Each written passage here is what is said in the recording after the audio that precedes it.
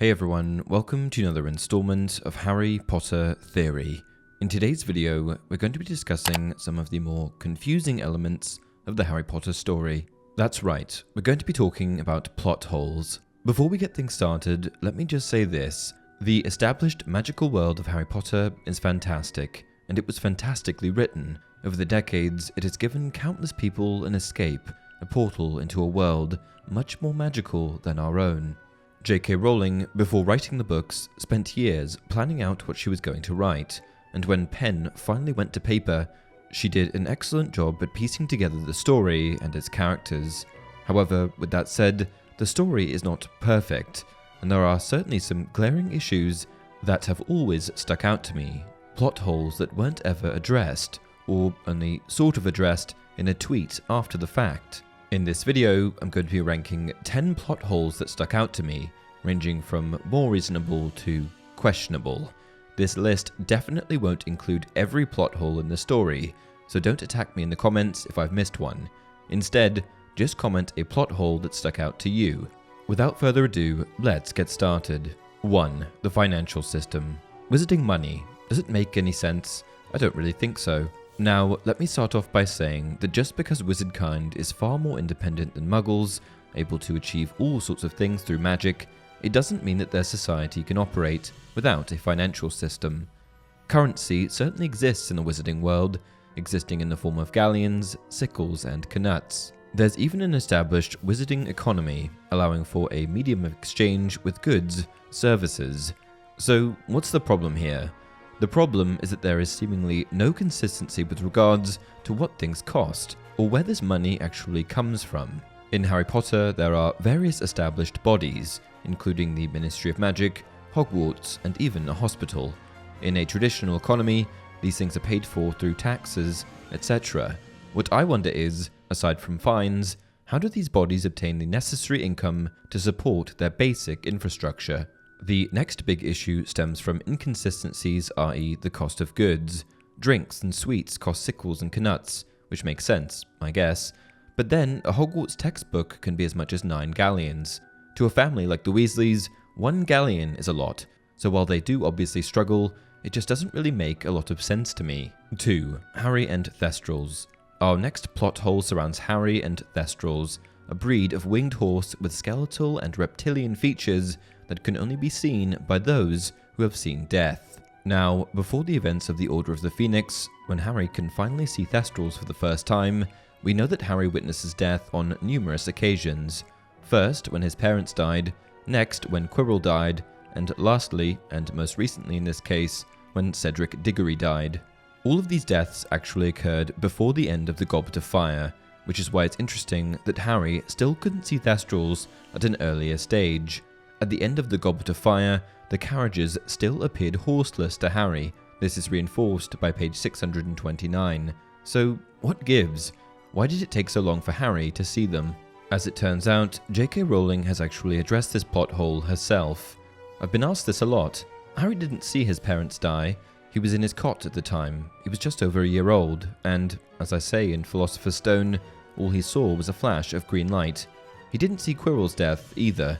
Harry had passed out before Quirrell died and was only told about it by Dumbledore in the last chapter. He did, however, witness the murder of Cedric, and it is this that makes him able to see the Thestrals at last. Why couldn't he see the Thestrals on his trip back to the train station? Well, I didn't want to start a new mystery, which would not be resolved for a long time, at the very end of the 4th book. 3. Multiple wands. No witch or wizard is complete without their wand, and more often than not, the wand is the instrument through which they are able to channel most of their power. They're made by wand makers like Ollivander, and are composed of both a unique wand wood and wand core, additionally varying in length and flexibility.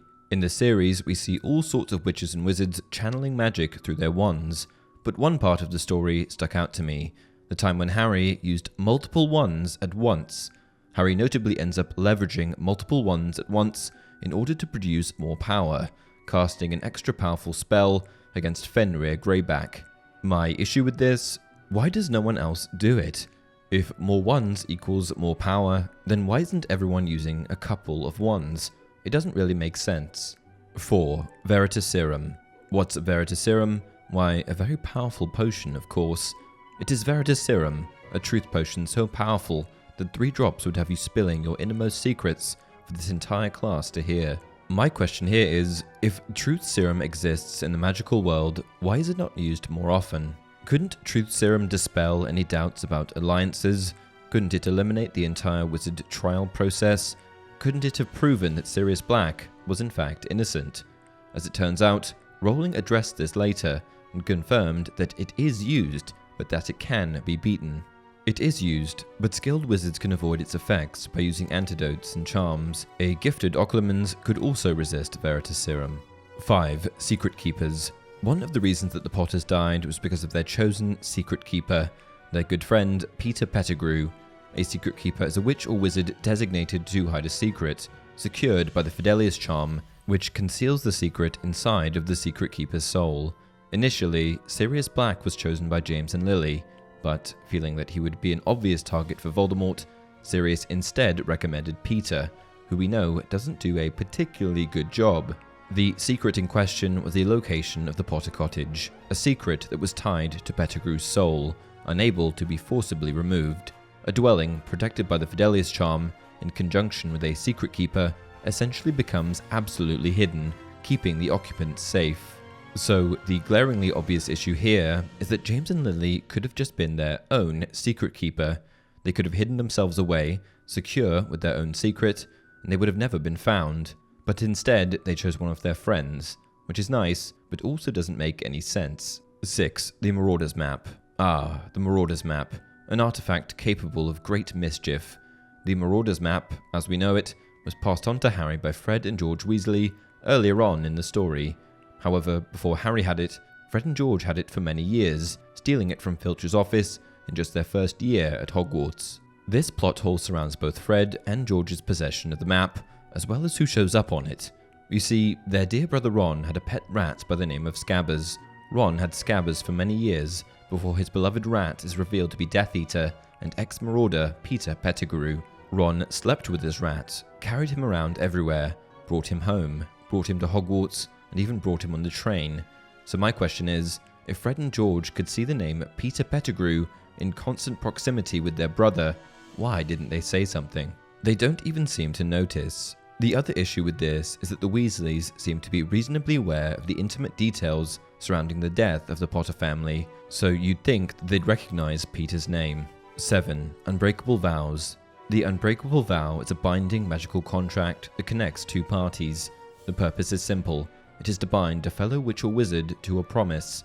The participants stand opposite each other and clasp each other's right hands, while a third party acts like a sort of mediator or witness and places the tip of their wand onto the hands of the 2 participants. The mediator acts almost like a minister and will begin to state conditions or responsibilities related to the vow. After stating each condition of the vow, the participant who is told to uphold said responsibilities must agree to them one by one. If you fail to uphold your side of the bargain after this type of vow, you suffer the ultimate consequence, death. This seems like a pretty good way of ensuring that people are on your side. Yet in the story, we really don't see much of this happening. Snape enters into one with Narcissa, vowing to protect Draco, but neither Voldemort nor Dumbledore seem to be using this type of vow to ensure that their followers, allies, are indeed on their side. You'd think that an unbreakable vow would be part of the Death Eater initiation process, but it isn't. There's a lot of deception in the Harry Potter story that could have been cleared up with a simple vow. 8. Portraits. Early on in the story, we're introduced to the Hogwarts magical portraits, depicting witches and wizards from all time periods. It is reinforced that living portraits in the wizarding world are merely imprints of the dead person, capable only of imitating their basic personality traits. They don't have feelings, memories, or any special capabilities, like we may see with the ghost. This is all fine. However, this explanation of portraits is broken when Dumbledore's portrait is able to communicate wisdom to Snape posthumously. The sentient portraits are certainly an area of the story where some clarification is needed. 9. The Elder Wand. The Elder Wand, one of the primary drivers behind the story and the most powerful wand in all of existence. The Elder Wand is responsible for an incredible amount of death in the story, an enigmatic artifact that is only made even more enigmatic to its unusual passing of ownership. In order to truly master the wand, you must become its true master. But this is where things get tricky. The wand purportedly only changes ownership when its master has truly been bested by another, and this is generally implied to be achieved through murder. However, there are various exceptions to this rule, like with Grindelwald stunning Gregorovitch, Malfoy disarming Dumbledore, and Harry finally disarming Malfoy. The issue with this whole disarming thing is that the wand is reinforced as this unforgiving, power-hungry object that wants to be matched with the most powerful wizard around. If that's the case, then how can a much weaker wizard like Malfoy become its owner by simply disarming the extremely powerful Dumbledore? The whole wand loyalty thing is a bit of a mess. 10. International Wizarding Community. Perhaps the biggest plot hole of all, to me, is that in a wizarding world, emphasis on the world, that means the UK and all of the other places on the planet, Voldemort only seems to be a threat to Britain. Voldemort was an incredibly powerful dark wizard, and if he truly came to power, then he would have been a threat to everyone, not just Britain. So my question is, why didn't other wizarding communities help? Why didn't other European countries help? It just doesn't make sense. And that concludes my list of my top 10 Harry Potter plot holes. Comment your own down below. If you enjoy the content, please like the video and subscribe to the channel. Until next time, remember, time will not slow down when something unpleasant lies ahead.